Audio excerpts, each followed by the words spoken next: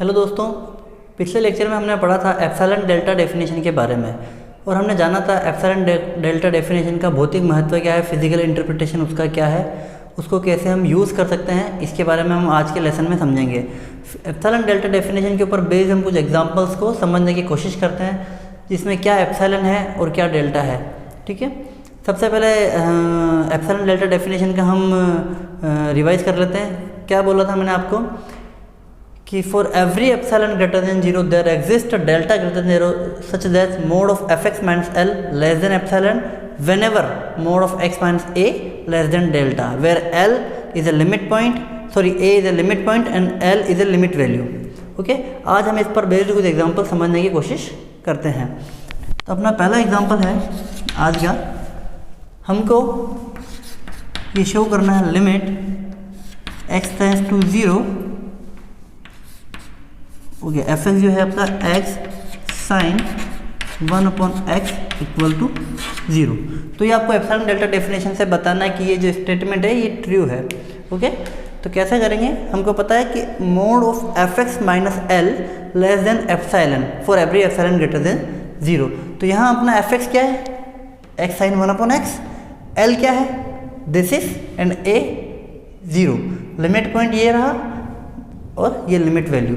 Okay, तो मैं calculate करता हूँ सबसे पहले x साइन 1/x माइनस 0 को, क्यों, एफ एक्स माइनस एल।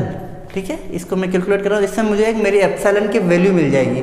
मैंने कहा था आपसे कि for every epsilon greater than 0, तो यहाँ से हमको एक प्रिसाइज एप्सिलॉन मिल जाएगा। ठीक है, तो हम देखते हैं इसको, ये क्या हो जाएगा, x sine 1/x, okay, this is equal to mod x and sine of 1/x, ये भी मोड में, कोई दिक्कत नहीं। बट वी नो जो साइन थीटा की जो वैल्यू है, हमको पता है sine theta always lie between 1 and -1। ठीक है, साइन की वैल्यू हमेशा -1 से 1 के बीच में होती है। तो मोड साइन थीटा की value less than equal to 1 हो जाएगी, मोड में सारी पॉजिटिव वैल्यू आ चुकी है। तो इसी इक्वेशन को हम क्या लिख सकते हैं, अब जो आपका ये था x साइन 1/x, इसको आप क्या लिख सकते हो, लेस देन और इक्वल टू मोड x। यहाँ इक्वल टू साइन था इसलिए मैंने इक्वल टू साइन भी इन्वॉल्व किया। Okay, got it. ठीक है, इसकी जगह पे मैंने ये 1 वैल्यू रिप्लेस कर दी। अब हमारा यहाँ पे आ चुका है। अब हम एप्सिलॉन को इस तरीके से चूज़ करेंगे जिसके लिए हमारी वो एफ एक्स माइनस एल और x माइनस ए की कंडीशन दोनों सेटिस्फाई और साथ साथ चले। तो मैं यहाँ पर एप्सिलॉन ऐसा चूज़ करता हूँ। ठीक है, ओके, चलो चूज टेक कुछ भी लगे, take epsilon greater than 0 in such a way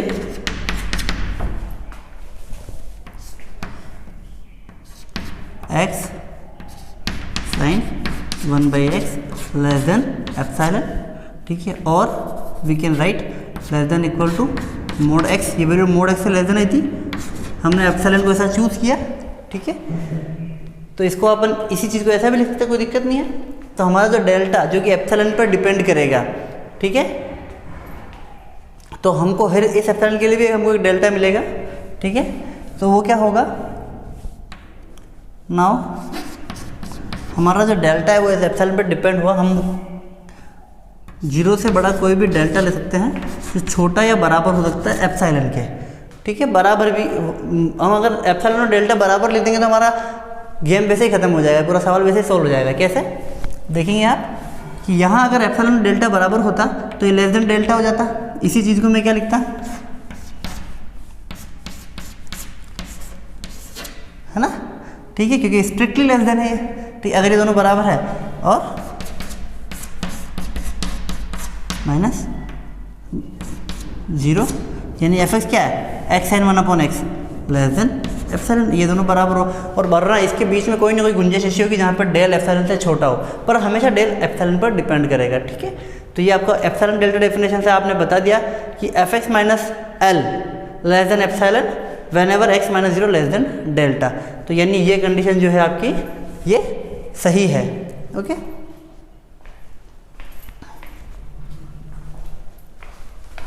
okay, अब हम एक प्रीवियस मेथड जो हमने 12th क्लास में पढ़ा था left hand limit and right hand limit को लेकर, कि हम बता देते हैं लेफ्ट हैंड लिमिट और राइट हैंड लिमिट जब भी इक्वल हो जाती है तो हम क्या बोलते हैं, उस फंक्शन की लिमिट एग्जिस्ट करती है। तो इसी पर आधारित हम एक एग्जांपल देखते हैं। क्या,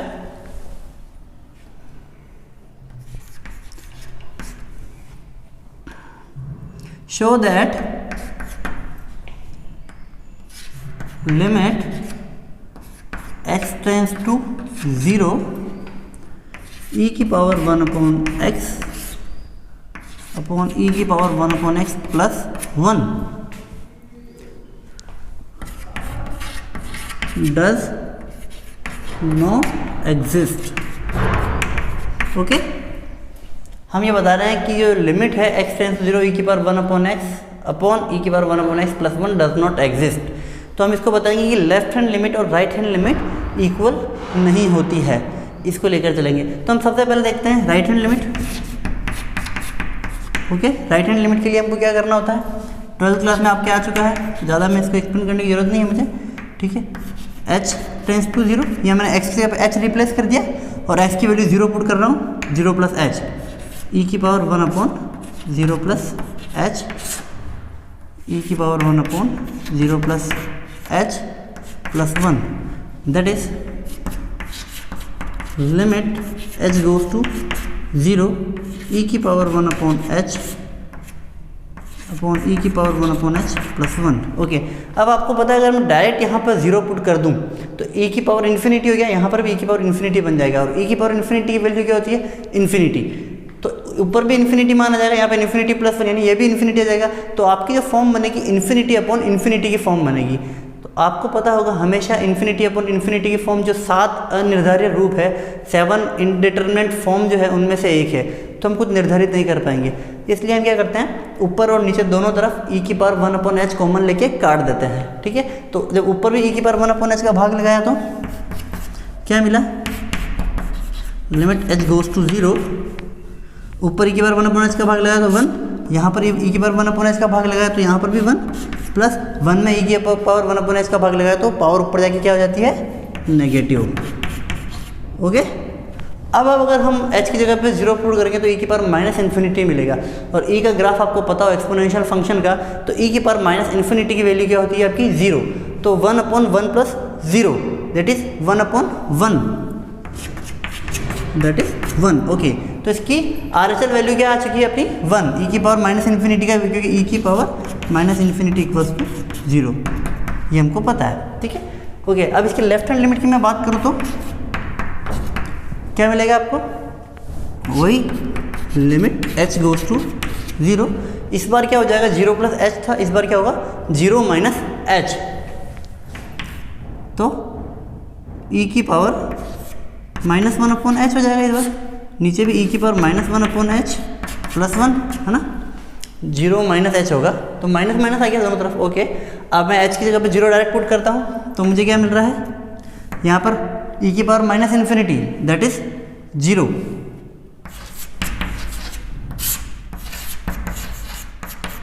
ओके, तो हमको मिल गया 0 upon 0 plus 1 that is 0 upon 1, यानी हमको 0। तो आप देख रहे हैं लेफ्ट हैंड लिमिट और राइट हैंड लिमिट, उसका मान 1 है, उसका मान 0 है, तो आपको क्या मिल गया, left hand limit is not equal to right hand limit. यानी कि हम बोल सकते हैं कि ये जो फंक्शन है e की power 1 upon x whole upon e की पावर 1 अपॉन x प्लस 1, ये 0 पर इस फंक्शन की लिमिट एग्जिस्ट नहीं करती है, ये आपको इससे पता चल गया। ठीक है, तो दोनों अप्रोच आपको पता चल गई, एप्सिलॉन डेल्टा डेफिनेशन कैसे यूज़ करना है और पुरानी अप्रोच हमको कैसे यूज़ करनी है। ठीक है, ओके, अब आपको 2 एग्जांपल मैं दे रहा हूँ, ये आपको घर पे होमवर्क के रूप में है, आपको ट्राई करना, आपकी एक्सरसाइज है। तो आपका एप्सिलॉन डेल्टा पे बेस्ड जो असाइनमेंट है वो ये है, आपको बताना limit x tends to a x square minus a square upon x minus a। Okay, ये लिमिट आएगी आपकी 2a। तो बाई एप्सिलॉन डेल्टा डेफिनेशन आपको ये प्रूफ करना है, by epsilon delta definition. Okay, है ना। आपके लिए आज का दूसरा असाइनमेंट है, क्या आपको बताना है कि limit x tends to a sine 1/x minus a does not exist. ठीक है, ये दो एग्जांपल है आपके लिए आज के, इनको आपको घर पे असाइनमेंट के रूप में करना है। ओके, अच्छा लिमिट की हम कुछ अलजेब्रा है उसके बारे में बात कर लेते हैं जो आपको ध्यान रखनी है। आपके पास दो फंक्शन गिवन है, limit x tends to a fx बराबर l and limit x tends to a gx which is m। यानी आपका लिमिट पॉइंट है a, इस पर fx और gx दो फंक्शन डिफाइन किए हैं, एक की लिमिट है l, एक की लिमिट वैल्यू है m। तो जब भी हम बात करेंगे limit of x tends to a fx plus gx, addition function की जब भी बात करेंगे तो इसकी लिमिट क्या होगी, l प्लस m, दोनों लिमिट जुड़ जाएगी। व्हेनेवर हम इसको माइनस करेंगे, सब्सट्रैक्ट करेंगे, तो लिमिट भी l माइनस m हो जाएगी। ओके, जब भी हम limit x approaches a fx और gx के मल्टीप्लिकेशन की बात करेंगे तो लिमिट का भी गुणा हो जाएगा। ओके, और जब भी हम इसके डिवाइड की बात करेंगे तो लिमिट भी डिवाइड हो जाएगी। Okay, l by m। पर यहाँ एक कंडीशन है, provided by gx is not, मतलब m is not equals to 0। ये तभी एग्जिस्ट करेगा क्या, कि लिमिट ऑफ gx फंक्शन की जो है a पर वो 0 नहीं होनी चाहिए, तभी ये वाला केस एग्जिस्ट करेगा, provided gx limit of x tends to a। ठीक है, तो आपको इसकी अलजेब्रा समझ में आएगी। तो कुछ एग्जांपल्स में अगर आप यूज़ करेंगे तो आपको पता चलेगा कि लिमिट फंक्शन ऐड में दोनों तरफ भी चल जाता है, मल्टीप्लाई में भी चला जाता है, अलग अलग भी ओपन में भी चला जाता है ना, इसको आप यूज़ कर सकते हो। ओके, आज के लिए इतना ही। अगले लेक्चर में हम देखेंगे कि टू वेरिएबल के लिए लिमिट फंक्शन किस तरह से डिफाइन किया जाता है।